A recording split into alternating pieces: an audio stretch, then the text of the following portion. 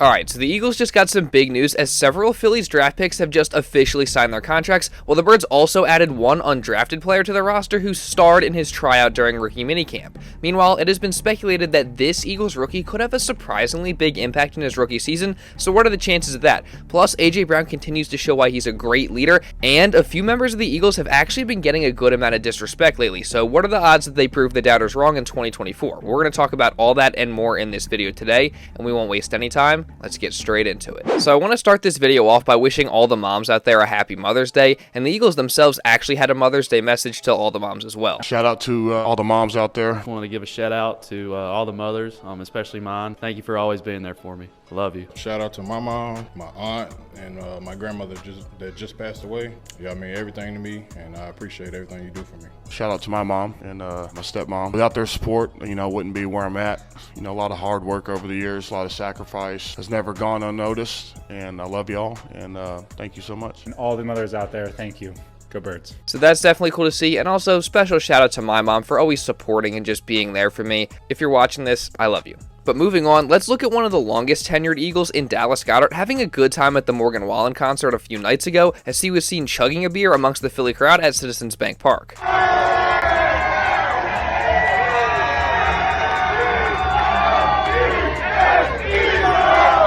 I always like showing videos like these, just showcasing the Eagles players outside of football and having fun, and we really haven't seen too much of Goedert this offseason, so it was definitely nice to see this. And something else that I also enjoyed was the message that A.J. Brown sent rookie wide receiver Nias Smith after he was drafted, as one of the Birds' newest receivers posted an entire draft day vlog showcasing everything from that day, including a text message from A.J. himself who said, quote, "What's up, Nias? This is A.J. Brown. Congratulations, first of all. Put on your hard hat. Let's work." To which Smith responded saying that he could count on him. So yeah, I just really think that that's so cool because it's yet another example of A.J. Brown being a fantastic leader, which we all know that some people in the media just can't seem to comprehend that with all the narratives pushed out about A.J. calling his character into question, but this is just one thing that he's done to prove all those narratives wrong. I mean, many inside the organization believe that A.J. is one of the best leaders that the Eagles have, and these guys have even come out and said that publicly too. And A.J. has also just shown it through his behavior, whether it's texting Nias, and I'm sure starting to take him under his wing early, or being at seemingly all the voluntary offseason workouts, or showing up to rookie minicamp, or just being a captain last year. Like, it's safe to say that A.J. is a fantastic leader, and he deserves more credit.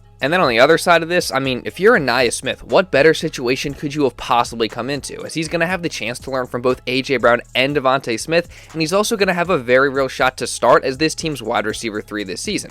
And if you've been following this channel over the past few weeks, you know that I love that idea. So make sure you guys subscribe and also turn on notifications so you don't miss any other videos coming in the future. And also, what do you guys think of a Nias Smith potentially starting as the wide receiver 3? But staying on Nias and the rookies, 3 of the Birds' draft picks officially just signed their contracts today, with those being the previously mentioned Nias Smith, along with the 3rd rounder Jalix Hunt, and also running back Will Shipley. So congrats to them, and also, that segues perfectly into an interesting article that I found that was written by Christopher Knox of Bleacher Report that outlined 3 Eagles rookies who he thinks are going to make an instant impact in the 2024 season. Now, the first 2 guys were the 1st round rookie Quinyon Mitchell, which definitely makes sense. I mean, I've said before that I think the Eagles need to part ways with James Bradbury and start Mitchell, and I think a lot of Eagles fans agree with that. And then the next guy that was listed was Cooper DeJean, who definitely has a chance to end up starting in the slot, or even being used as a versatile piece that is used rotationally. But the 3rd guy that Knox listed was a little bit more interesting, as he believes that 4th round running back Will Shipley might actually have the biggest impact out of all the mid to late round rookies for Philadelphia this season, as he wrote, quote, "Of this group, Shipley could have the biggest rookie impact. While Barkley will step in as the starter, the Eagles shouldn't be inclined to overwork him as much as the New York Giants previously did.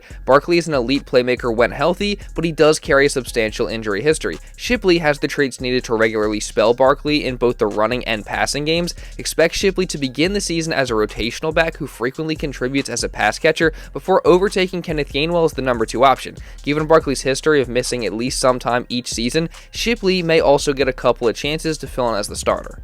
I don't know. I mean, I would expect Barkley to obviously be the feature back and be out there far more than any of the other guys in the running back room, but even if they do use him a bit less than we expect, what makes us think that Shipley is going to be used over Kenneth Gainwell, who did have his struggles at times last year, but the Birds still kept going back to him? I mean, I'm certainly not against Shipley getting some touches because I do like his skill set, but I just have a hard time imagining that he has a big role this year. But hey, I guess we'll see. And also, what do you guys think? Now, moving on and also staying on the topic of the rookies, the Eagles also officially signed another one today in undrafted rookie cornerback Sean Stevens, who just inked a 3-year deal with Philly, as the Division II star had a tryout for the Eagles in rookie minicamp, and he really impressed, leading him to being a guy that the Birds just had to sign. Now, Stevens was an absolute ball hawk in college, as he led the nation over the past 2 seasons with 16 interceptions, 6 last year in 2023 with Ferris State, and 8 in 2022 with West Liberty. Plus, he was also a Division II All-American and Cliff Harris Award finalist, so safe to say that he can play a little bit. But now, obviously, that was Division II, and the NFL is going to be a massive step up, so he's no guarantee to make the roster or even the practice squad,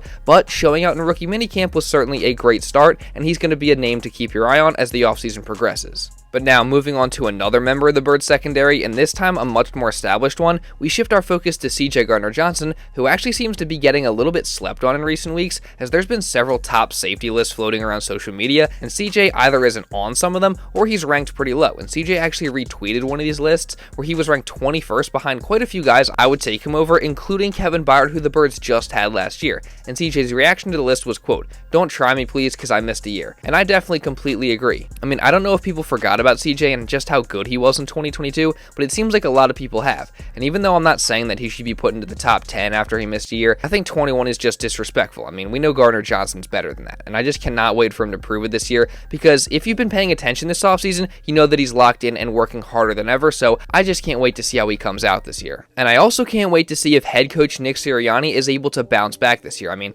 let's face it, Nick did not do a good job at the end of last season during the Eagles' collapse. He just simply did not make the necessary adjustments that he needed to make, along with making many other mistakes throughout the rest of the season, and he ended up being a big reason for the season ending the way that it did. I mean, I think out of everybody that is still with the Eagles right now, Nick Sirianni definitely got the most heat for it, and he's still getting heat, as literally just a year after we all loved Nick Sirianni and thought he was the perfect coach for Philly, a large portion of the fan base now really dislikes him and thinks he needs to be fired, or thinks that we're not going to go anywhere with him at the helm. But we honestly got to ask if all this criticism is completely 100% warranted, which 97.5 The Fanatic actually highlighted not too long ago, saying, quote, "Why are we so easily forgiving with everybody else, but for some reason with Sirianni, we want to put all the blame on him, and we don't want him to be involved at all in the offense?" And I think that this is a very fair question again, because I do think that Sirianni has caught most of the blame when it wasn't just him. I mean, everybody had their hand in that collapse. Now, was Nick a big part of it? Yes. And are there some concerns with Sirianni and his scheme that are valid? Yes. I myself even questioned whether or not he should actually keep his job after last year,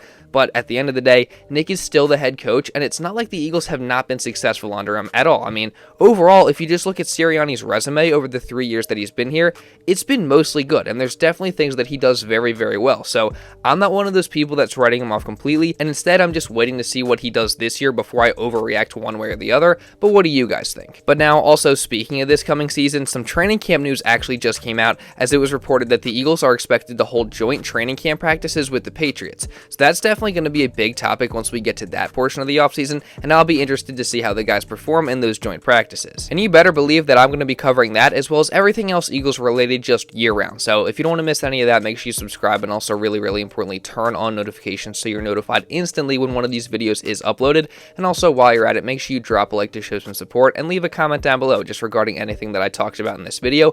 And if you want to watch another Eagles video, you can check this one out right here. And now, with all that being said, that's pretty much all I got for this one, guys. So thank you all so much for watching, and I'll see you in the next video.